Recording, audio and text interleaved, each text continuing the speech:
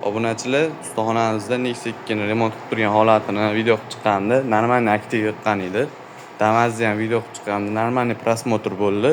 Bugun Lacetti akalarimiz bitta laykni bosib, poddeska qilib turasizlar. Bu Lacetti'mizni orqadan avariyniy holatda olib qoldik. Zapaskani o'rni va fartuklariga normalniy udar kelgan. Treshinalar ko'rib turibsizlar.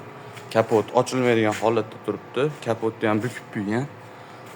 Bu oldin arqa fartugidan bitta remont ko'rgan ekan. Sug'organ izlari ko'rib turganlarida mana shu yerdan bitta tortishgan ekan usta akalarimiz. Metlarni tekshirib, rextovka qilishgan cho'ti. Buni fartugini o'zini tortib, cho'tkilab chiqarib beramiz. Mana bugun oyning boshi hammani telefonni uzgan yoki boshqa bo'lgan.